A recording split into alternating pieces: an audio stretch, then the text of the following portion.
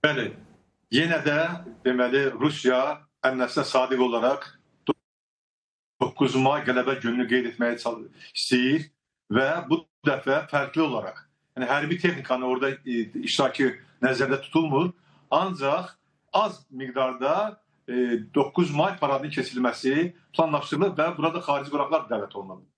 Və yadımızdadır, deməli bu günlərdə deməli Putin Donald Trumpla danışan zaman 8-9 may tarixində atəşkəs elan olunmasını bəyan elədi. Ancaq bu haqda Zelenskiyə bir xəbər çatdırılmayıb, danışılmayıb. Ona görə də Zelenski dünən İrəvanda bəyanat verdi ki, bəli 9 may paradında bizim dronlarımız iştirak edəcək. Yəni Rusiyanı təhdid etdi. Və cavabında da Putin Kiyevi dağıdacağıq, ağır zərbələr vuracağıq deyə xəbərdar etdi. Mən hesab edirəm ki, əgər 9 mayda Ukrayna deməli dronlarla Moskvaya hücum etsə, deməli həmin qələbə meydanına hücum etsə, Rusiya taktiki nüvə silahıyla Kiyev vuracaq. Yəni Putinin təhdidi budur. Və ona görə xəbərdar edir ki, Kiyevdə olan diplomatik nümayəndələr və mülki əhali orada çıxsın. Yəni bu biz artıq nüvə təhdidini tam biz görürük. Eyni zamanda bu təhdid həm də Trump demişdi. Trump İrana qarşı demişdi ki, əgər İran razılaşmasa, bizdən deməli məsələləri həll etməsə, o zaman biz məcbur olacaq İranı yerlə yeksən edəcək. Yerlə yeksən etmək nə iləndir? Ancaq və ancaq nüvə silahındandır. Yəni həmin Trump'ın təhdidindən sonra da dünən axşam Putin bu təhdidi səsləndirdi və hesab edirəm ki, bunda əsası var. Putinin itirəcəyi bir şey qalmayıb. Əgər doğrudan da qələbə meydanına dron hücumu olarsa, Putin artıq göstəriş verir ki, Kiyevin mərkəzi taktiki nüvə silahından vurulsun. Yəni ona görə də hesab edirəm ki, bundan qaçmaq üçün Zelenski bu deməli təhdiddən əl çəkməlidir. 9 may paradına xüsusi bir nəsə maneəsiz törətməyə çalışmamalıdır. Və ona görə də elə Zelenski bildirdi ki, biz gecə saat 5-i gecə saat 12-dən atəşkəs elan edirik. Yəni və o istəyir ki, ümumiyyətlə atəşkəs olunsun və müharibə dayansın. Ancaq buna Rusiya razıdırmı? Xeyr, Rusiya razı deyil. Atəşkəs məsələsi ilə bağlı bir fikir səsləndirildi gün ərzində. Bu arada onu da qeyd etmək istəyirəm ki, bu dəqiqələrdə Moskva aeroportları PUA hücumu səbəbindən fəaliyyətini dayandırıb. Bu yenilənən xəbəri də diqqətinizə çatdırdıq.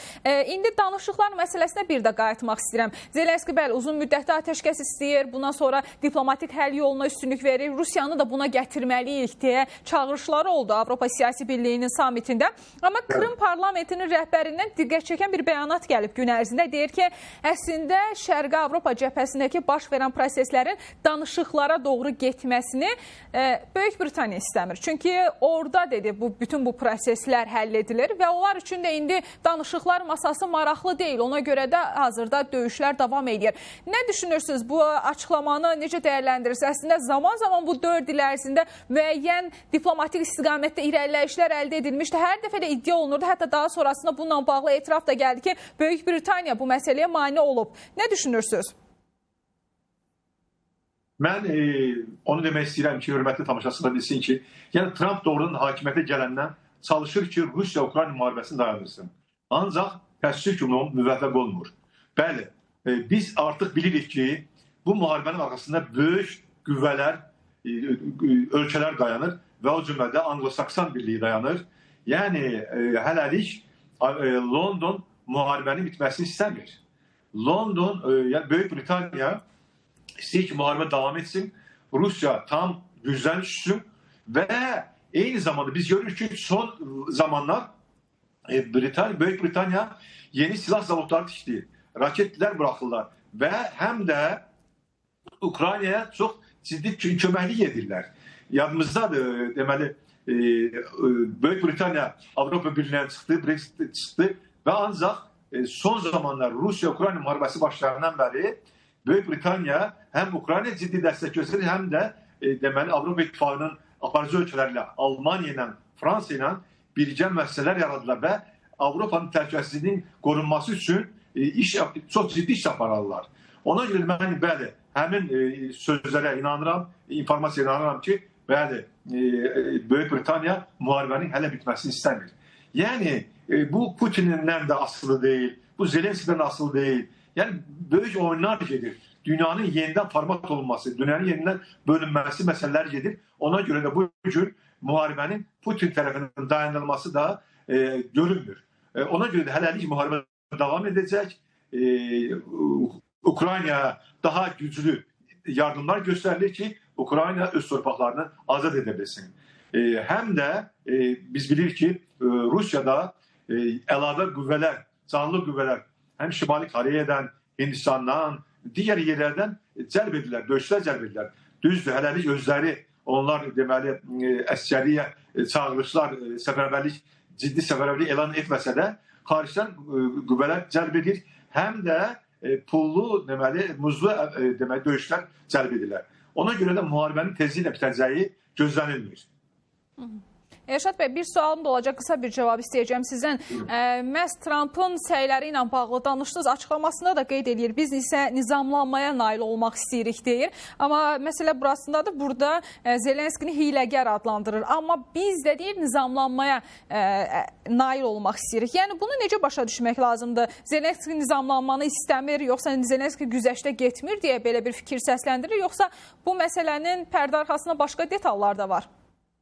Təbii ki, Zelenski Trump'ın dediğindən oturup durmur. Zelenski bugün Ukrayna'nın maraqlarından çıxış edir. Zelenski'ye nə qədər təzyiqlər olsa da o razı olmadı ki, Donbass'ın işgal olunmamış ərazilərindən qoşunlarını çıxartsın. Çünki bilir ki, əgər bunu etsə, gələcək nəsillər daima Zelenskini necə deyirlər, pis mənada yada salacaqlar. Ona görə də o dayandı və torpaqlarının azad olması üçün ciddi iş aparırlar. Ukrayna xalqı, mübariz xalqı, döyüşən xalqı torpaqlarını, Rusiyanın işğalını saxlamaq istəmir. Son zamanlar onlar müəyyən nailiyyətlər əldə edirlər. Hesab edirəm ki, məhz buna görə də Trump onu bu cür adlandırır. Çünki o Trump'ın sözünə qulaq asmır. Ona görə. Aydındır.